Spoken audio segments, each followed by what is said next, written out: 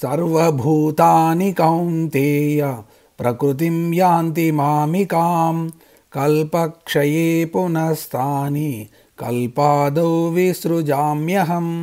ఓ కౌంతేయ, ఒక కల్పము అంతము అయిన తర్వాత ఈ చరాచర భూత కోటి అన్నీ నా యొక్క మూల ప్రకృతిలో అవ్యక్త రూపంలో దాగి ఉంటాయి.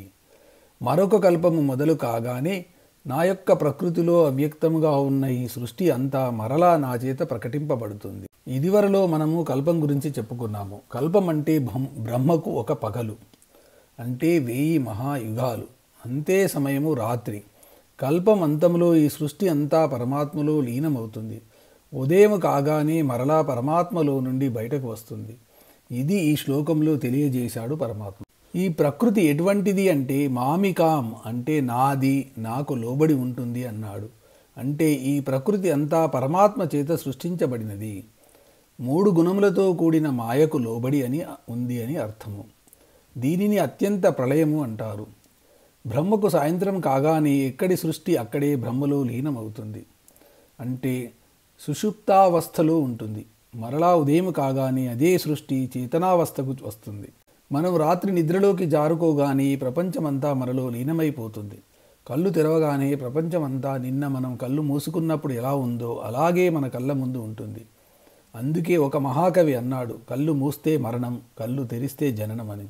దీనిని బట్టి మనకు అర్థమైంది ఏమిటంటే ఏది నాశనం కాదు, సూక్ష్మ రూపంలో మనకు కనబడకుండా అవ్యక్తంగా ఉంటుంది. అవ్యక్తం ఉన్నది మరలా వ్యక్తమవుతుంది. కొత్తగా జరిగేది ఏమీ లేదు. సూక్ష్మ రూపంలో ఉన్నవి స్థూల రూపంలో కనబడుతున్నాయి. క్రియేషన్ కాదు, మేనిఫెస్టేషన్. అత్యంత సూక్ష్మ రూపంలో చిన్న విత్తనంలో దాగి ఉన్న మర్రి చెట్టు ఆ విత్తనం నీళ్ళలో పడి పెరిగి పెద్దదై మనకు పెద్ద వటవృక్షంలా కనబడుతుంది. మరలా అనేక విత్తనాలలో ఇమిడిపోతుంది. అలాగే ఈ అనంత విశ్వం కూడా కల్పాంతంలో సూక్ష్మ రూపంలో ఉంటుంది. కల్పం మొదట్లో మరలా స్థూల రూపం ధరిస్తుంది.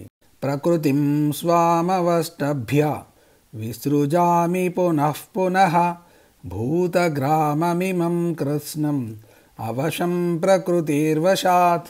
ఈ ప్రకృతి అంతా నా మాయకు లోబడి ఉన్నది. ఈ ప్రకృతిలో ఉన్న సమస్త భూతజాలము, జీవరాశులు, చరాచరములు అన్నీ వాటి ఇష్టం వచ్చినట్టు అవి జన్మ ఎత్తడము, జీవించడము, మరణించడము చేయలేవు. వాటి యొక్క పూర్వజన్మ వాసనను బట్టి జన్మ ఎత్తుతూ, జీవిస్తూ, మరణిస్తుంటాయి. నేను కేవలం దీనిని పర్యవేక్షిస్తుంటాను. కానీ అందరికీ నేనే సృష్టిస్తున్నాను, పోషిస్తున్నాను, లయం చేస్తున్నాను అని భ్రమ కలిగిస్తున్నాను. ఇక్కడ పరమాత్మ సృష్టి రహస్యాన్ని చెబుతున్నాడు. ప్రకృతిం, ఈ ప్రకృతి ధర్మాలను అంటే పుట్టుక, చావు, అవష్టభ్య అవలంబించి, మాం నేను, విసృజామి సృష్టిస్తున్నాను. ఇక్కడ నేను సృష్టిస్తున్నాను అని అనడం లేదు, ప్రకృతి ధర్మాలను అనుసరించి అని అంటున్నాడు. ఇక్కడ జీవాత్మ పరమాత్మ గురించి చెప్పుకోవాలి. ఆత్మ ప్రకృతిలో లీనమైతే జీవాత్మ అవుతాడు. ఈ జీవాత్మ ప్రకృతి ఆధీనంలో ఉంటాడు. ప్రకృతి ధర్మాలకు కట్టుబడి ఉంటాడు. పరమాత్మ ఆధీనంలో ప్రకృతి ఉంటుంది. ఈ ప్రకృతిని పరమాత్మ తన మాయతో కప్పి ఉంచుతాడు. కల్పం ఆకరుణ మాయామయమైన ప్రకృతిని, అందులోని జీవులను తనలోకి అంటే తన మాయలోకి లాక్కుంటాడు. ఉదయమే ఆ ప్రకృతిని మరలా బయటకు వదులుతాడు. ఇదంతా ప్రకృతి ధర్మాలు అంటే జీవుల పూర్వజన్మల కర్మలు, వాసనను బట్టి జరుగుతూ ఉంటుంది. అంటే పూర్వజన్మ వాసనను బట్టి మరలా జన్మలు తప్పవు. ఈ లోకంలో ఎన్ని పదవులు ఉన్నా, ధనము, ఆస్తులు, సంపదలు ఉన్నా ప్రకృతికి, వాసనలకు లోబడి ఉండాలి. దానికి తగిన జన్మలు పొందాలి. పరమాత్మ కేవలం చూస్తూ ప్రకృతి ధర్మములను పాటిస్తూ ఉంటాడు.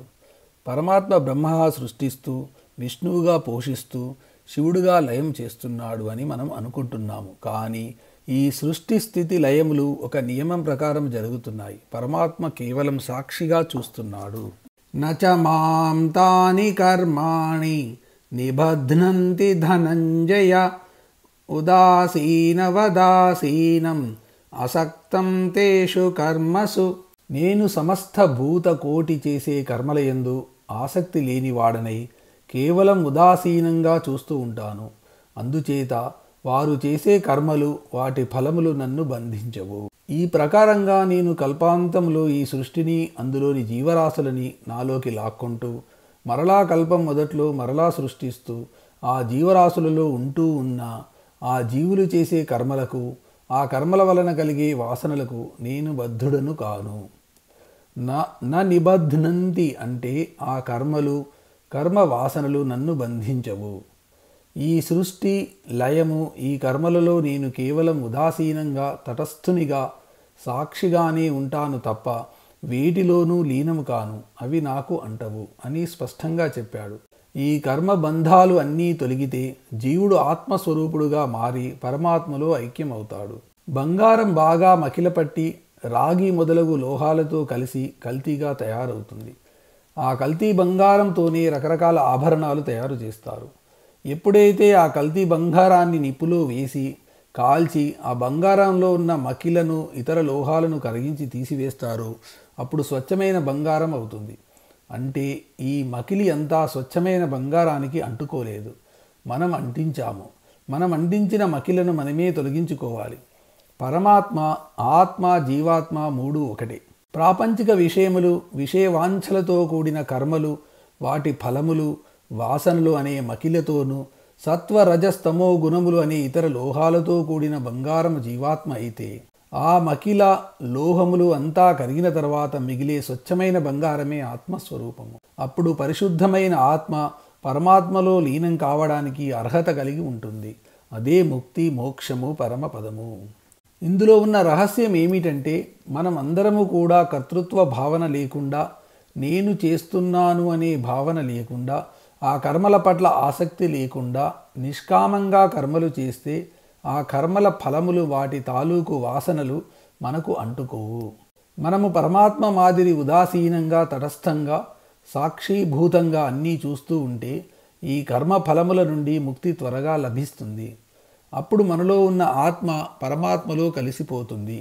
పునర్జన్మ ఉండదు. మయాధ్యక్షేణ ప్రకృతి సూయతే సచరాచరం హేతునానేన కౌంతేయ జగద్విపరివర్తతే. ఓ అర్జున, ఈ జగత్తుకు అంతా నేను అధ్యక్షుడును. ఈ చరాచర ప్రకృతి, అందులోని సృష్టి నా ఆధ్వర్యంలోనే జరుగుతున్నాయి. ఈ జగత్తు అంతా ఒక నియతి ప్రకారము ప్రవర్తిస్తూ ఉంది.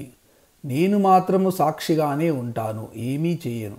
ఒక సభ జరుగుతూ ఉందనుకోండి, ఆ సభలో అధ్యక్షుడు అధ్యక్ష స్థానం అలంకరించి సభను నడిపిస్తాడు. వక్తలు మాట్లాడతారు, సన్మానాలు, సత్కారాలు జరుగుతుంటాయి. జరగవలసిన కార్యక్రమాలను ఒకదాని తర్వాత ఒకటి అధ్యక్షుడు చెబుతుంటాడు. కార్యనిర్వాహకులు చేస్తుంటారు. వక్తలు మాట్లాడే మాటలకు, కార్యనిర్వాహకులు చేసే పనులకు అధ్యక్షుడికి ఎటువంటి సంబంధం లేదు.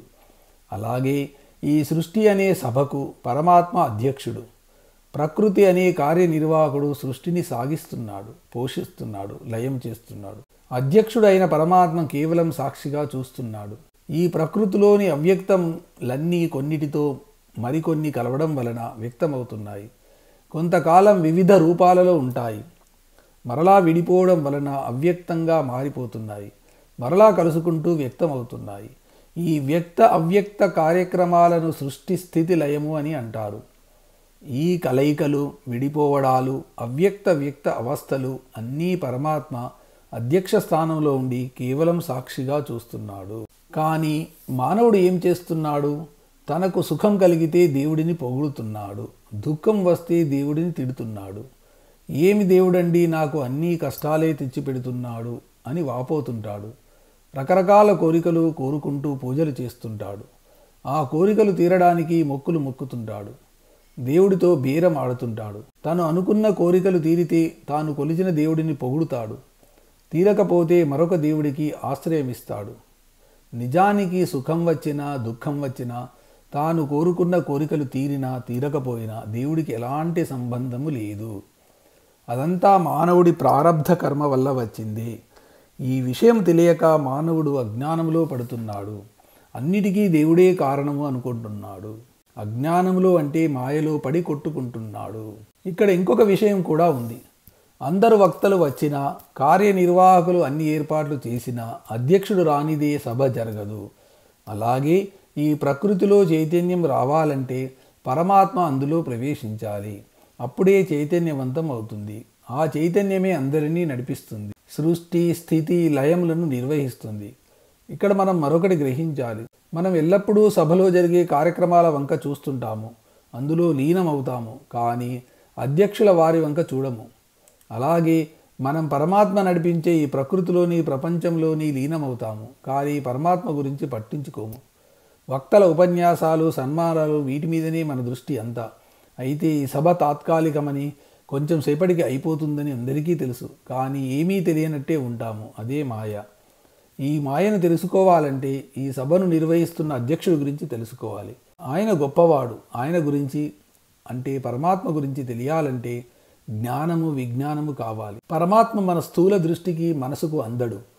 కాబట్టి మన దృష్టి సభలో మాట్లాడే వక్తల మీద, జరిగే కార్యక్రమాల మీద కాకుండా సభాధ్యక్షుని మీద కేంద్రీకరిస్తే ఆయనకు దగ్గరవుతాము. లేకపోతే సభలో అంటే ప్రకృతిలో లీనమైపోతాయి. ప్రకృతిలో సంభవించే చిత్ర విచిత్రాలు అనే సభా కార్యక్రమాలను చూస్తూ ఆనందిస్తూ మైమరిచిపోతాము. మరలా ఇటువంటి సభలకు వస్తుంటాము, పోతుంటాము. పునరపి జననం పునరపి మరణం, ఇదే మానవ జీవితం.